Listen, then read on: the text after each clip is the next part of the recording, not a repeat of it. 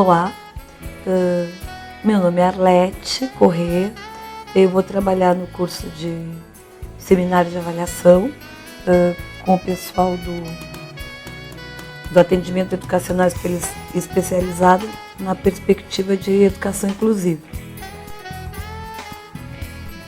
Bom, antes vou me apresentar, que eu sou professora da Rede Municipal de Rio Grande, dou aula de língua portuguesa para séries iniciais, para o 5º ano, e para séries finais, que é o 6º ano. Sou formada no magistério, tenho letras e fiz mestrado na Faculdade de Pelotas. E aí, vamos começar a nossa conversa, falando um pouco do estudo de casos, que é o que vocês vão ter que apresentar no final do curso. Sei que vocês vão ter dificuldades, mas estou aqui para ajudar vocês no que for preciso. O estudo de caso, para Moreira, é definido como uma descrição intensiva, holística e uma análise profunda de uma entidade singular, um fenômeno ou uma unidade social.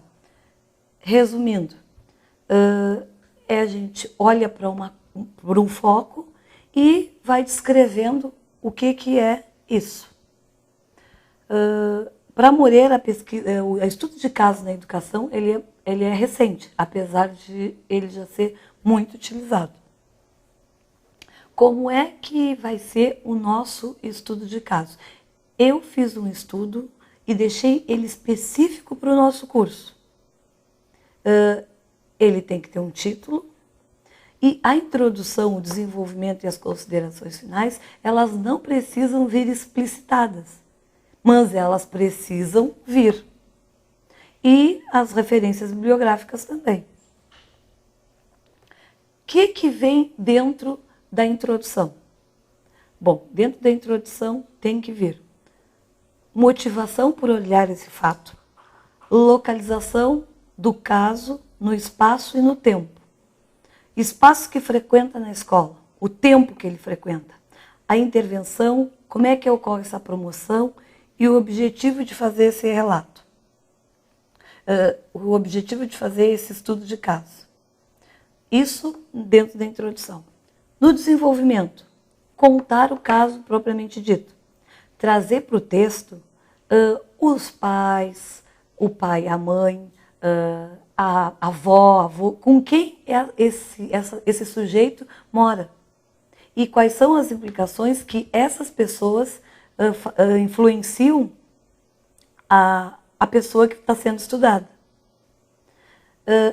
Ao trazer essas pessoas, seria bom trazer também os teóricos. O que os teóricos falam a respeito do que vocês estão escrevendo.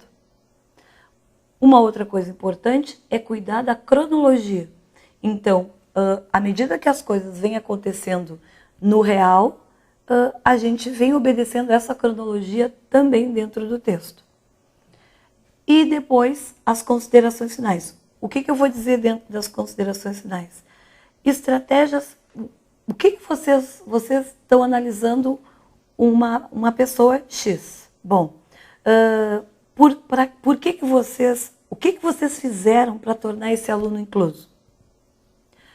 Bom, o que vocês fizeram? Mas o que ainda poderia ser feito? Porque com o passar do tempo, eu estou sendo a última professora a chegar. Vocês já passaram por várias. Então, vocês já têm muita teoria sobre o que vocês vão estudar.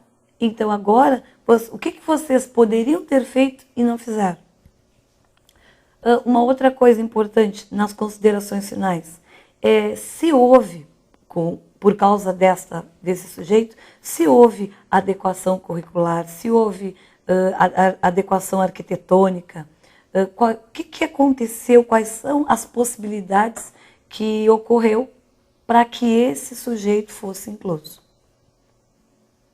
Aí, para deixar mais fácil a introdução, eu montei uma sequência de perguntas. Depois dessas perguntas, eu fui construindo uma introdução para vocês visualizarem como é que deveria ser essa, não precisa ser cópia, mas para vocês terem uma ideia de como escrever essa introdução. Essa também não precisa obedecer essa ordem. Eu obedeci essa ordem porque eu tinha que obedecer alguma ordem, mas necessariamente não precisa ser a minha. Então, a primeira pergunta que eu fiz é: por que eu fui olhar esse fato? O que eu, Arlete, escrevi? Bom, o presente relato de experiência visa reconhecer a amplitude e descartar as possibilidades orgânicas de quadrado. Quadrado é o nome do meu aluno. Assim como clarificar a singular especificidade desse sujeito, para que a professora possa compreender o tipo de intervenção que se faz necessário para a sua inclusão. Foi isso que me levou a olhar esse fato. Qual é o nome da pessoa que eu vou olhar? Quadrado Triângulo da Silva. Por que esse nome? Porque eu não posso colocar nomes. Então, se eu não posso, eu tenho que colocar um nome fictício. Eu coloquei um nome fictício. Quer dizer, se eu botasse Paulo, João, as pessoas iam pensar em alguém. As pessoas não vão pensar em ninguém. Qual é a idade? 9 anos. Onde mora? Bairro da periferia. Com quem que mora? Mora com a mãe e seus avós maternos. E onde estuda? Em uma cidade interiorana. Eu não preciso deixar claro quem é o meu sujeito de estudo. Que nenhuma colega, que ninguém leia e saiba quem é. Agora está o meu parágrafo construído. O menino, Quadrado Triângulo da Silva, tem 9 anos, é o terceiro filho de uma família de 5 irmãos, mora com a mãe e seus avós maternos, em um bairro da periferia, em uma cidade interiorana. Este bairro possui luz elétrica, mas não tem saneamento básico, nem espaço de educação infantil, e conta com apenas 3 escolas, que tem de 1º ao 5º ano. Eu fiz um apanhado, né, no meu segundo parágrafo, e todas as respostas das minhas perguntas, eu construí um parágrafo com elas. Agora eu venho para uma nova série de perguntas. A escola que ele estuda é pública ou é privada? É uma escola municipal. Desde quando? 3º ano do ensino fundamental. Tipo de sala que frequenta? Frequenta uma sala de aula regular. Quanto tempo fica na escola? Fica nela 4 horas diárias. Aí estão as minhas respostas. Vou construir um parágrafo com elas. Tenho mais 3 perguntas. Esse aluno recebe acompanhamento pedagógico? Esse aluno recebe acompanhamento psicológico? Esse aluno recebe acompanhamento médico? Minha resposta: esse aluno não tem acompanhamento pedagógico, como também não recebe orientação de nenhuma equipe interdisciplinar fora do ambiente escolar.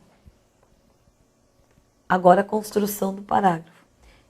Ele estuda no 3º ano do ensino fundamental de uma escola municipal, desde o 1º ano, frequenta uma sala de aula regular, ficando nela 4 horas diárias.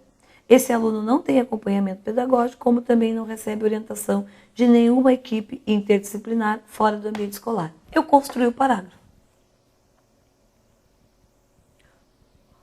O aluno quadrado me proporciona estranhamentos quando apresenta dificuldades em atender necessidades institucionais como abstração, nomeação e seriação. Como esse aluno é promovido na escola?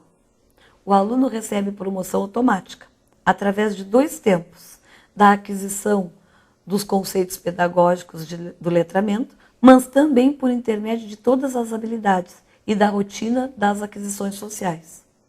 Então, também é visto as habilidades dele são levadas em conta. E aí eu finalizo o meu parágrafo dizendo assim, ó, que eu espero com esse relato? Com esse estudo de caso. As dificuldades desse aluno precisam ser olhadas porque nos espaços de inclusão ficam marcados somente o que o sujeito não possui, o que não atinge. É preciso saber que as aquisições do processo educacional não são apenas representadas pela avaliação, mas sim pela manutenção desse sujeito no espaço escolar. Aí eu termino a minha introdução. Bom, e após essa parte eu vou para o estudo de caso propriamente dito. Então aqui eu introduzi para que a pessoa que vai ler, ela já tenha uma noção de quem é esse sujeito que vai ser descrito depois. O que vai ir dentro do desenvolvimento?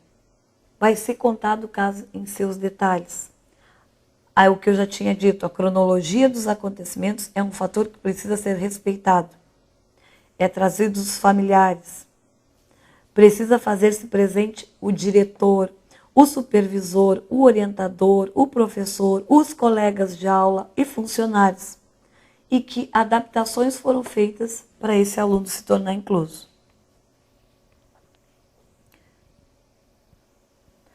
Considerações finais. Então, que estratégias utilizadas para que o aluno se tornasse incluso, as adequações, atividades mostradas através do curso para tornar o aluno incluso e novas possibilidades que poderiam ter sido exploradas. Uma outra coisa que precisa que vai vir numa folha em anexo que eu vou deixar postado é a configuração. Então, é preciso ter uma configuração para que seja padrão para todos. E, no máximo, de três folhas. Cuidados que vocês precisam ter com a redação. A linguagem, ela precisa ser a linguagem da norma culta. Quer dizer, eu não posso trabalhar com a linguagem oral. O tempo verbal tem que ser adequado.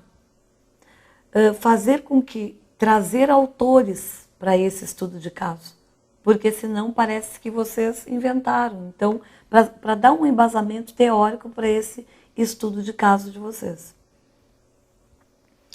Explicitar um momento em que mostrar que vocês, a opinião de vocês lá nas considerações finais.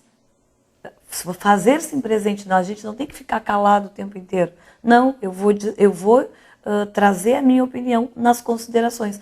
Na introdução e no desenvolvimento, eu vou mostrar, eu vou contar os fatos. Apenas vou contar, mas nas considerações finais eu me posiciono. O que eu fiz, ou o que as pessoas que estavam trabalhando com esse sujeito fizeram, ou então o que elas fizeram e o que elas poderiam ter feito e não fizeram.